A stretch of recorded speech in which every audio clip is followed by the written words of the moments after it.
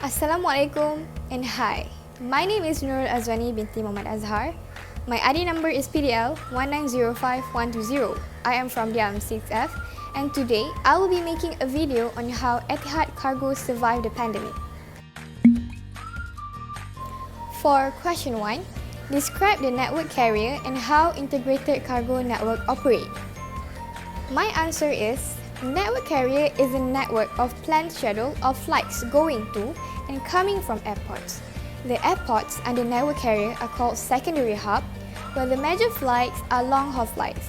This is because short flights normally do not have secondary hub.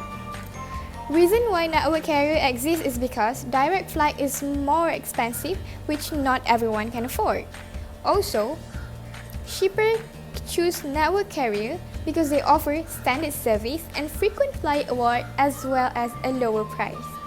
Cargo will be transit at secondary hub airports where they will be changed to another flight which is going to the actual destination.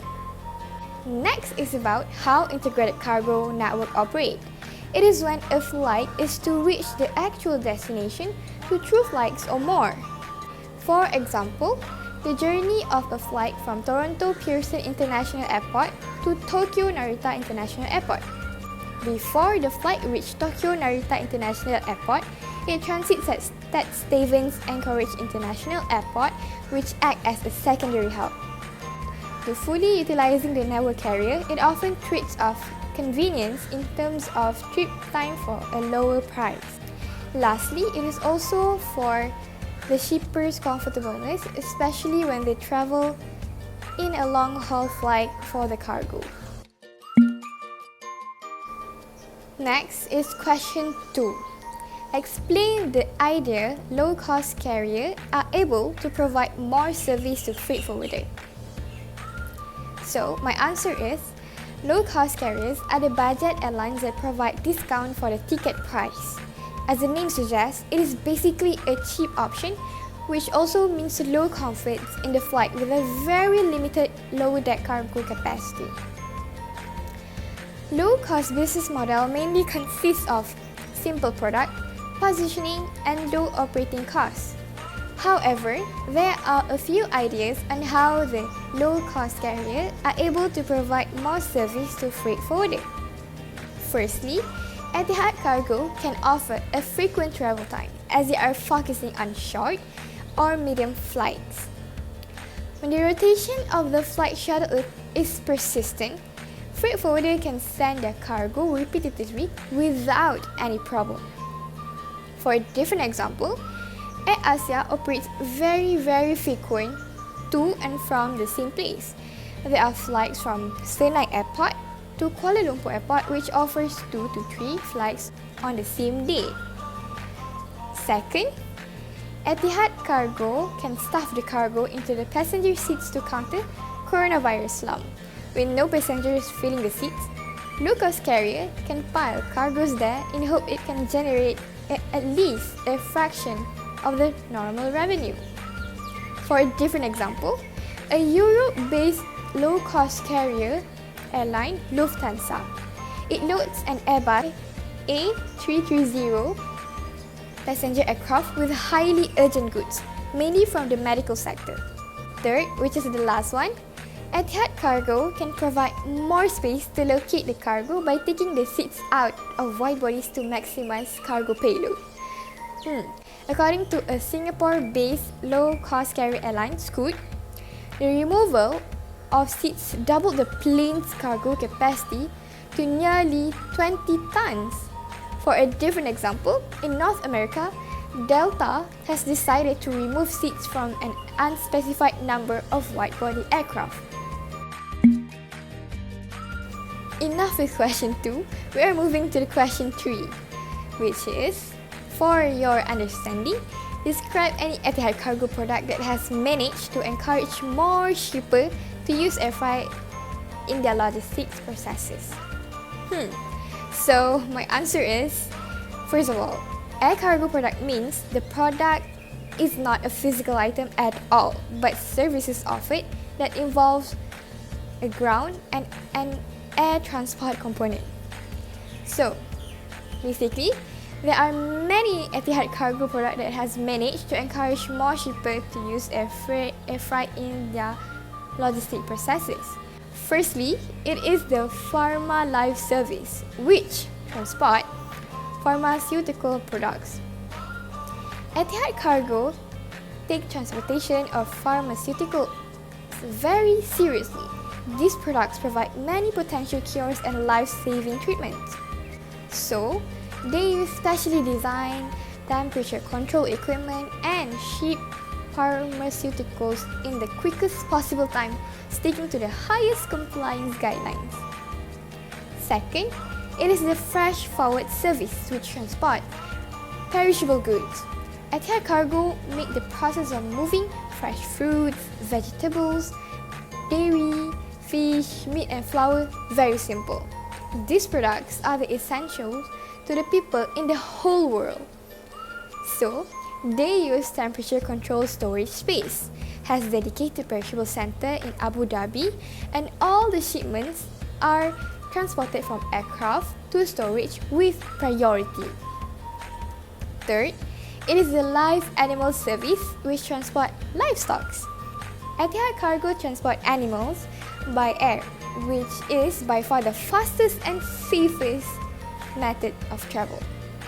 These animals are raised in an agricultural setting to produce commodities such as meat, eggs, milk, fur, leather, and wool. So, they offer customized solutions for transporting animals from family pets to global conservation projects. Last but not least, it is a safeguard service which transport valuable goods. Etihad Cargo dedicates a service for transporting valuable cargo, which guarantees that the most precious items are shipped with the highest degree of care and security. So, they offer priority boarding and offloading with alerts and security escorts, transported in sealed valuable cargo boxes or containers, and has a fast drop-off and pick-up times at both origin and destination airports. So, enough with question 3. We are moving to question 4, which is, the issue in air cargo capacity is when traffic begins to pick up. Freight rate can move up again quite rapidly as shortages of capacity appear on same routes. Give your opinion in the recovery process of gaining back air freight demand. So, before I explain my answer, air cargo issue is related to the problem that comes through, which is yield, overcapacity, and fuel cost. It is followed by overregulation and productivity. However, I have 3 opinions in the recovery process of gaining back air freight demand. Firstly, Etihad Cargo should increase the number of flights on SIM routes. Etihad Aviation Group and Air Arabia will launch a new low-cost carrier which will make a strategy to be operating freighters on the same routes in which there is more cargo than the passenger aircraft line that they can handle. As a result, there will be more cargo capacity on same routes, right? Second, Etihad Cargo should shift number of employees to the particular area, meaning that there should be a step change in pilot productivity as more employees are needed to handle different aircraft. As a result, this helps improve efficiency while handling flights. Last but not least, Etihad Cargo should make a code share with other companies, meaning that Etihad Cargo and Emirates should make a collaboration between them to improve efficiency with shipments. As a result, shortage of cargo capacity on same routes will be handled. Oh my god, what a long answer. So, last but not least, the last question, question 5. The chances for air cargo demand to grow certainly be closely linked to gross domestic product and trade growth of one country. How does GDP relate to the air cargo demand?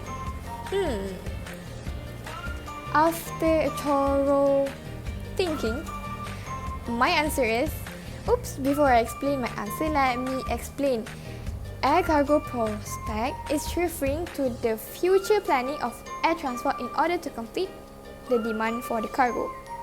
It's significantly linked to the GDP and trade growth in certain time. However, there are three relevant information on how GDP is related to the air cargo demand. Firstly, higher GDP for critical air freight transportation, most likely to increase air cargo demand due to prioritized goods. When economy improves, air cargo demand increases as Etihad Aviation Group made an agreement with Australia to provide critical international air freight assistance. Economic growth means an increase in GDP. Therefore, it will raise in cargo demand. Secondly, higher GDP for local international trading, most likely to increase air cargo demand due to increased product exports. When number of exports production increase, it will lead to larger economies of scale and margins. Australia expands Etihad Cargo network of 22 cargo-only passenger freighters plus an additional 10 used for charters. This ensures the delivery of fresh food, pharmaceuticals, and medical supplies to any other country around the globe. As a result, this will expand the economy even in a pandemic situation. Last but not least, higher GDP for an increase in labor productivity, most likely to increase air cargo demand due to an improved technology. Increase in labor productivity happen through an improved technology by transporting the latest applied science by air freight service into the overseas market. In conclusion, Australia can produce exporters and technology for United Arab Emirates as well as maintaining the vital trading partner. Finally, we have come to the end. Thank you for watching. Thank you for listening. That is all from me. Bye!